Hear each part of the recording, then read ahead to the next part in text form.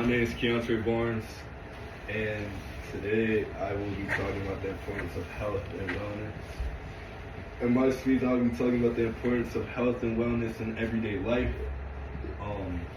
Imagine waking up every day feeling energized, focused, and ready to take on challenges, rather than feeling tired, stressed, and overwhelmed.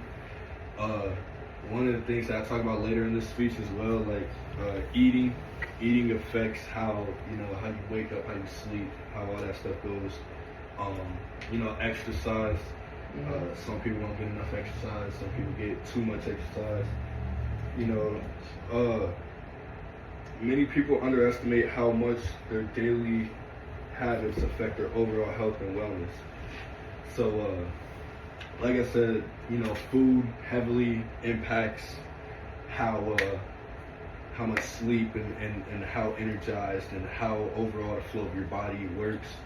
If you have bad eating habits, if you're eating, straight junk food every day, then your body's not going to be as healthy as someone who eats. They don't have to necessarily eat, like the whole protein plate, with cheese, dairy, all that stuff. Long as they're just eating,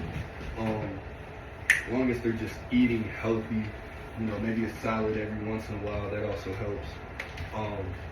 Or just protein like peanut butter. If you are gonna cheat it and go with some snacks, then eat like some peanut butter and jelly sandwiches. Get that bread, the jelly and stuff in there. Exercise is really good for you because, it helps you not be obese.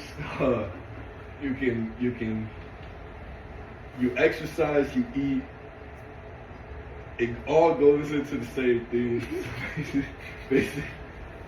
Basically it all helps each other work. So it's best to eat healthy and eat your vegetables and all that stuff, because if you don't, then you're not helping yourself. So I researched this topic using reliable health sources such as Centers of Disease Control and Prevention and the World Health Organization. Now, even though it's the World Health Organization, they still let a lot of things pass with all the fast food in the world.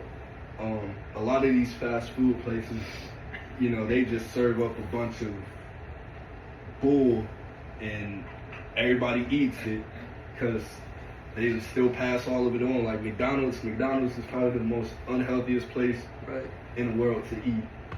But people still eat there because it's so cheap, and on top of that,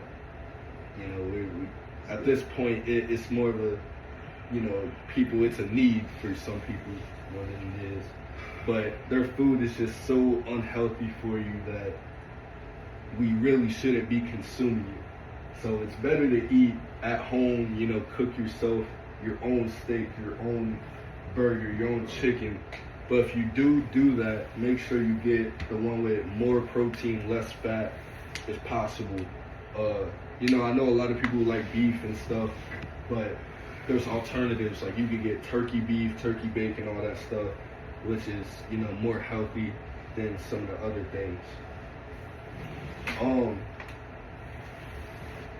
So and basically when I did the research with these organizations, they emphasize the importance of maintaining both physical